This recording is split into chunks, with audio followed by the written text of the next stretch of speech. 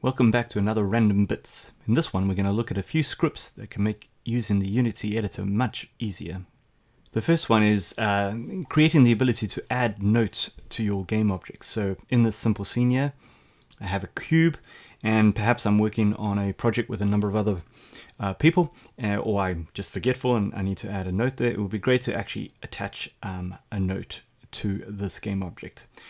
This can be done pretty simply with a very simple script. So we're going to create a new script called note of type monobehavior. We're going to just create a public string and we're going to define that string to be a text area with a minimum of 5 lines of text and a maximum of 10 lines of text.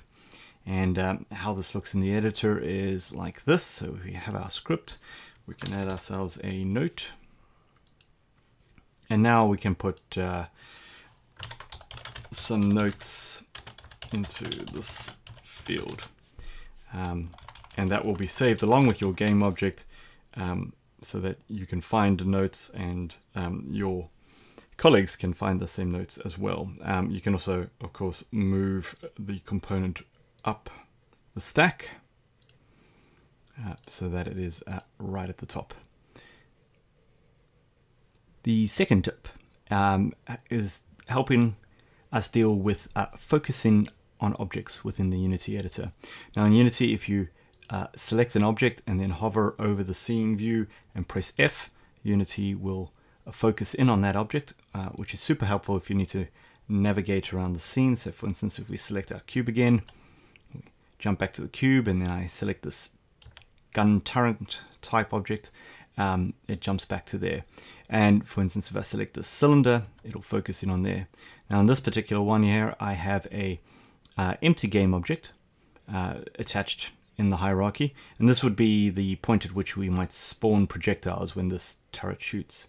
Now if I have that selected and then press F to focus, we see we land up with this weird thing where Unity jumps right out rather than focusing in on that. So for instance, if we select the cube again, it zooms in on the cube. If we select the turret, it zooms in on the turret, but if we select the project spawn point, it suddenly zooms out. And the reason for this is that Unity, when it's doing that zoom in or find object and zoom in, it really needs a mesh renderer or a box collider or something on the object to decide on the bounds. And if you don't have one of those, it basically just zooms out to an arbitrary number of units. We can fix this with this handy little script I found on the Unity forums. So we have a thing to focus script.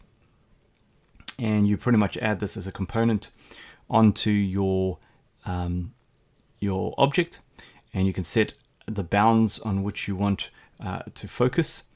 And then there is a handy custom editor script attached to that for the thing to focus component, which basically uses some of the internal Unity APIs to set the bounds and declare that it has a bounds, and then that allows the Unity editor to focus in on that area when you press the F key for find. So if we jump back into the editor, we can add the thing to focus script, and we can say that this is, leave it as a 1 by 1 by 1 area to focus on. And now when we select the projectile spawn point, the game object, and we press F to find, it zooms right into where we are. And if we jump somewhere else in the scene with F to find on the cube, and then F to find back on the spawn point, we can go again. And you can adjust these numbers here so we can maybe have a tighter area for the bounds for that null point if we want. And then when we F, it will zoom right into that for us. And this makes life a lot easier when you have complicated scenes or complicated models with a lot of empties that you attach in weapons or projectile firing points or everything from that. It makes it much easier to find them in the scene. So for the third script, it's something to help us with triggers and bounding boxes. So it's quite common in games to have lots of trigger areas, and your scene can get quite complicated and filled up with these. And you often need to be able to visualize where these all are. So in this particular scene, I have an empty that I've added to the scene called waypoint. And what you can do within Unity is out of the box Unity, you can click on this little cube icon on the right hand side here and choose an icon for your game object. So if I click this little orange one, we see we now get a label for our waypoint, which can be super helpful if we manage in the lots and lots of different trigger points or waypoints within our game. Now on this waypoint, I'm going to add a box collider, and we can see that because my waypoint is scaled to 3 by 1 by 3, we can now see the bounds of the box, which is super helpful. However, if we click off, we now lose visibility of where that bounding box is, or where that box collider is, and so if it was a trigger, it would be very hard to figure out or easily see whether something is going to hit the trigger or not, or just where all your trigger points are on your scene. So we can fix that with this script, which I found on Twitter.